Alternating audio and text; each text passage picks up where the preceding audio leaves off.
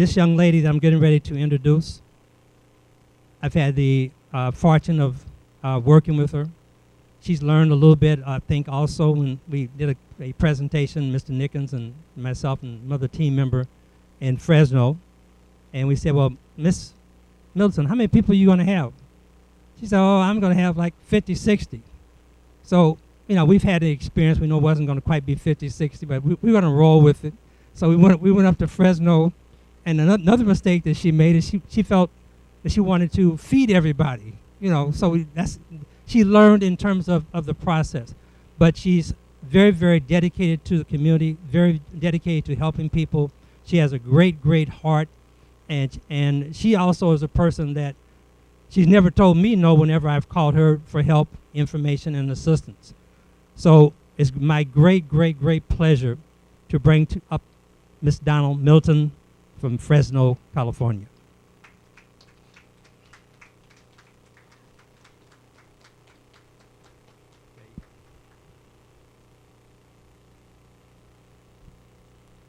Hello, everyone. I'm going to talk to you about nonprofits. How many in the audience, in the TV audience, have a desire to start a nonprofit or own a nonprofit? Wow, quite large. Now, think of this question. What made you want to own a nonprofit or start a nonprofit? What was the driving force?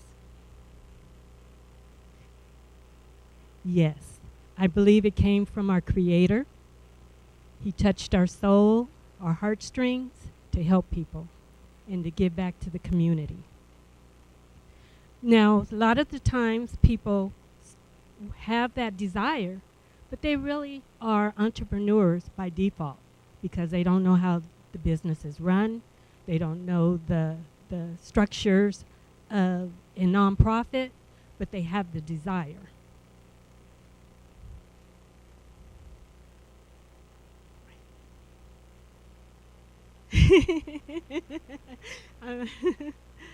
So we're going to understand learning about the 501c3 nonprofit organizations. Now the IRS has developed an avenue or a vehicle where we can have that business model to give back to our community. And a lot of people don't understand what actually a 501c3 nonprofit is. Now, there are 29 categories to the 501c, 1 through 29. But the one that is most popular is the 501c3. And most of the common names used to reference the 501c3 are charity, nonprofit, and not-for-profit. Now, what is a 501c3? It's an organization that meets the requirements of the Internal Revenue Code, Section 501c3. And the IRS will, you'll be exempt from federal taxes and be considered a charitable organization. Now, these organizations provide public service in the forms of charitable, religious, educational, scientific, literary, testing for public safety, fostering national and international amateur sports competition, and preventing cruelty to children and animals. Now, once you have this organization or get approved, what it allows you to do is to take in donations. Now, the organizations or people that give you the donations are able to write that off as taxes. Well, the income that comes in, the revenue that comes in, is then funneled into the organization to filter, to guide you through your process or your goal of serving the community. Now, one of the main questions are, what is the difference between corporations and a nonprofit? Well, the big difference is Most of the corporations that Ms. McBride talked about, the S Corporation, the LLC, but also the C Corporation, these corporations are for profit. They started to make money, right? So it can be owned by individuals or a group. Also, corporations that are for profit are taxable. So their monies can be used as to go towards and distribute it to the owners and shareholders in the amount of, it could be bonuses, it can be retained earnings, or residual income. But the nonprofit, this corporation cannot be owned by an individual or a group. What it is, the whole sole purpose is for the greater good of the community, and it is managed through the board of directors. Also, the profits. There is a misnomer that nonprofits cannot make a profit. You can seek a profit, you can have profits, but those profits must be channeled and funneled back into the community and for the services. Now, there's several phases to establishing a nonprofit, and the first phase, which is quite critical, is doing your research, planning and defining. So the first question is, what problem do you plan to solve? What problem do you want to help? How are you going to give back? What is the issue? It could be, I want to help children, or I want to help prevent animal cruelty, or I want to work with veterans. Many social problems. So which problem are you going to try to solve? There are different worksheets that we have that you'll be able to define your problem, to hone in totally to a key issue, to make your map, your business map, work for you and your company. Also, what is your mission or goal? You need to clarify your intentions, because sometimes you can get off key on what your clear intention is. There is a story of a lady, her name was Mother Snow, and her idea was to help children have a safe environment after school. She was a single parent. She worked a lot of jobs, and there was times that her 4 children, did not have supervision. They were latchkey children. So Mother Snow, one of her daughters, got steered by an older adult and got involved in drugs. And so Mother Snow felt that if someone had been there to a safe environment, someone to take care of her children, that might not have happened. So when she retired, she decided to offer her home to these children in the neighborhood. Well, it took hold, and so then she noticed the children were coming, but some of them were hungry. So she decided to help them with that. So she prepared sandwiches and meals after school, but the kids could come to the house in the morning and pick up something to eat. Well, then she also noticed they had another problem. They had problems with academics. They weren't able to read, they had math problems. So she was tutoring them all times of the day to help the children. Well, the problem was Mother Snow became overwhelmed and actually became sick and had to close down her organization. And the reason being that she really lost sight of her mission, her specific goal, and that was to just house the children and have a safe environment. What she failed to do was to partner, to find resources. She could have went to the schools, colleges and found mentors. She could also checked out like the food bank. So it's very important to, if you do have a specific problem and your clients need more, it's very good to seek out other resources and maximize the resources. And with Mavette, that's one of the things that we do because we partner together and we offer resources and support for each other. So that is a good thing for what we're doing and our goals. Now, who will you help? It's also good to keep in mind who your demographics is or are, because who you're going to target, who needs the help. Is it going to be children, or is it children from 5 to 10, or is it young adults? Is it veterans? Is it veteran men, veteran women, or veteran families? You should know who your market is. And then we also have forms to show you how to make that analysis to who you're going to help and target the right demographics. Because there are times that you may think they want help, but that particular demographic may not want the help. So you want someone that's going to take advantage of your services. I have a friend, he had it wasn't a nonprofit, but the lessons are the same. He wanted to start a boarding care.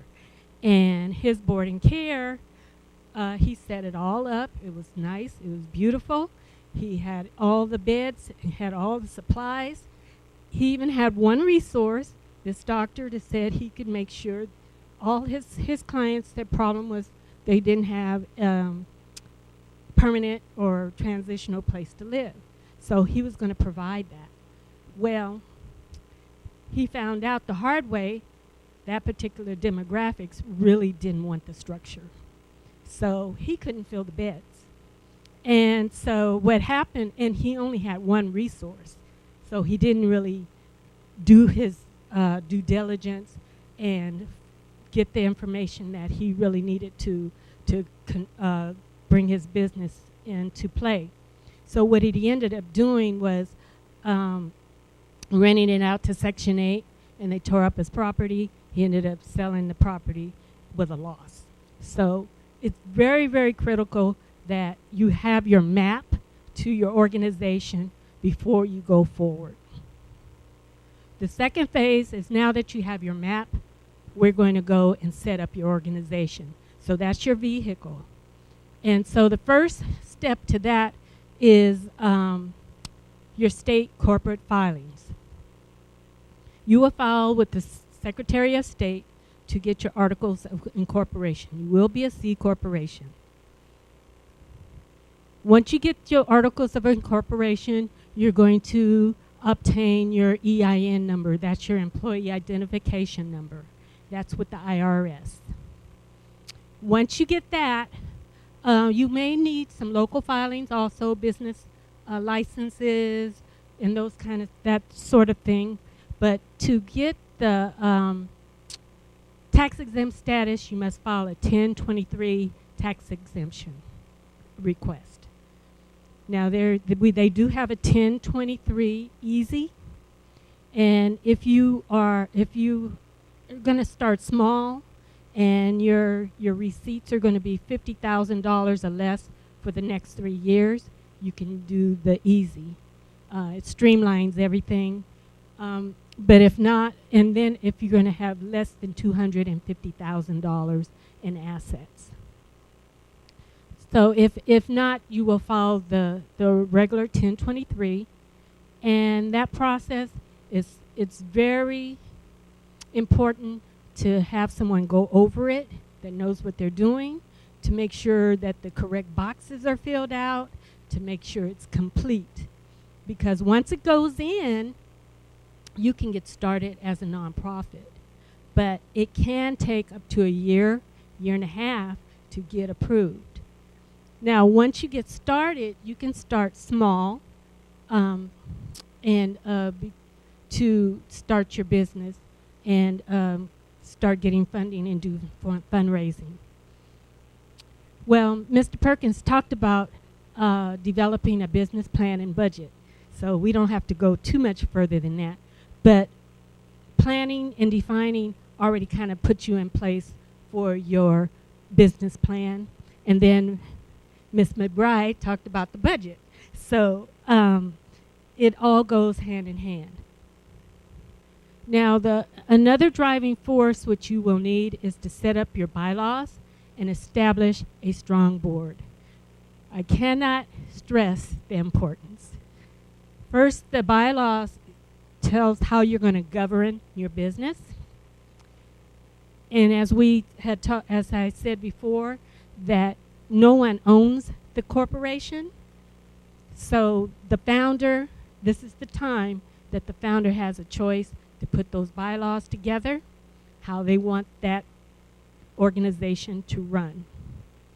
Also, it's critical, I must say very critical, to have a strong board of directors. What you should take in mind is that you want to have someone that's bringing something to the table. Either it be legal, if you're having social programs, a social worker, a banker, someone that's really going to have some key resources for you because they bring their network of experience and their network and resources to the table. A lot of people, when they start nonprofits, they start with their families. And their families, they don't really look at what they're bringing, what are they bringing to the table, and then also their weaknesses. So also considering about the board, you want someone that's going to tie in to your vision, not to have their own agenda. So there's a process. You should do an interview process or totally know this person and if they're buying into the way you want to drive your organization. Now the third one is the funding and partnership. Now the funding part comes, you're set up, you're ready to go. Now you need to fuel your vehicle. So the first one I'm going to talk about is the fundraisers because you can get started with that pretty quickly. Fundraising, all I say is be creative. You can be as creative as you want to be. There's about 6 national fundraisers.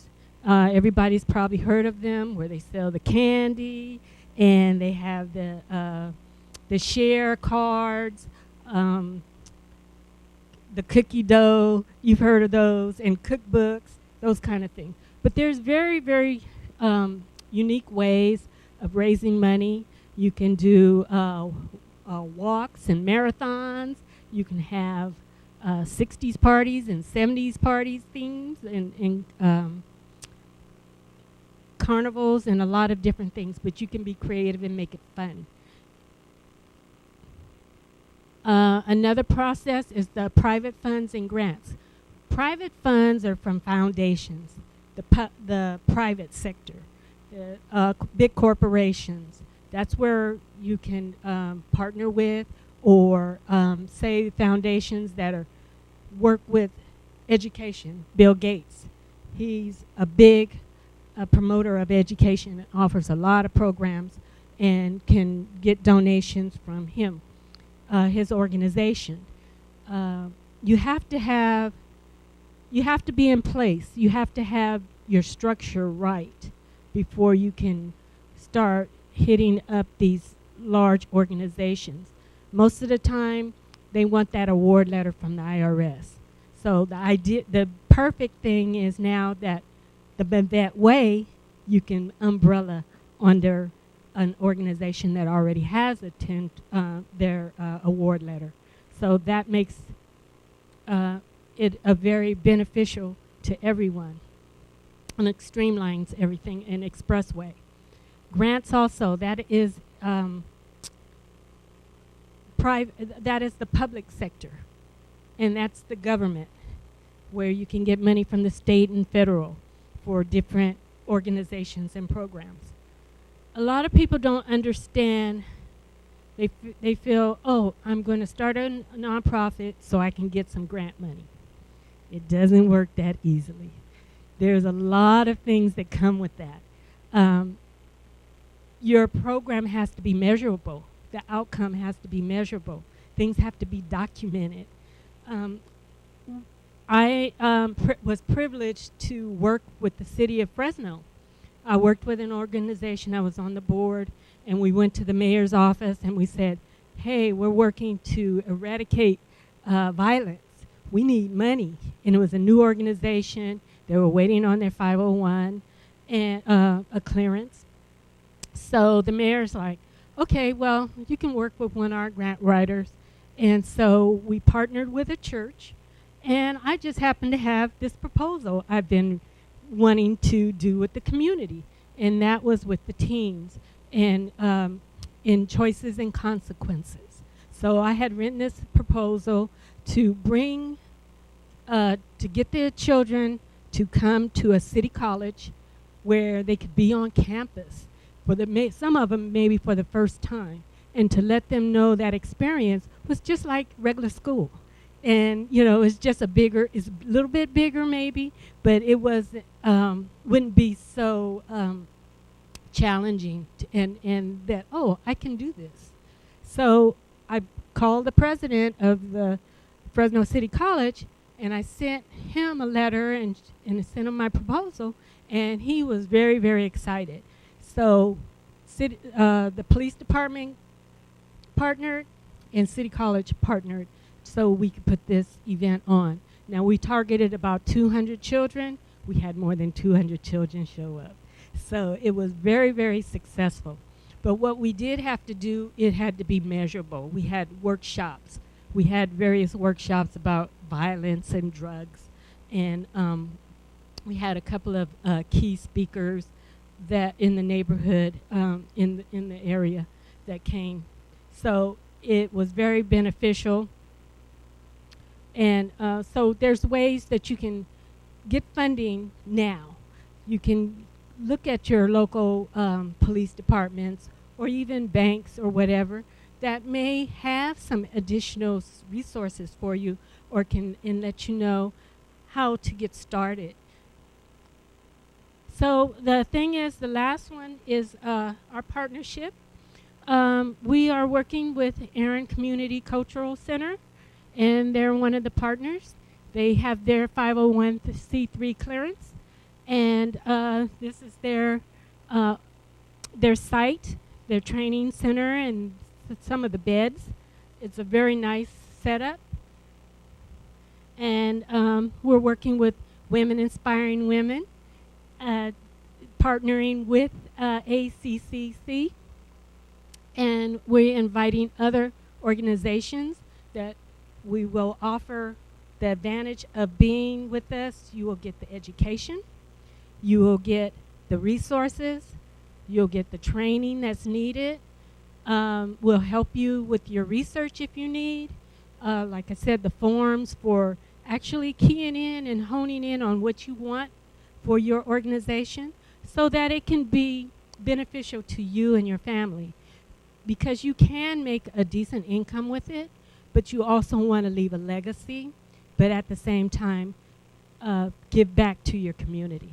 And that's it. Thank you.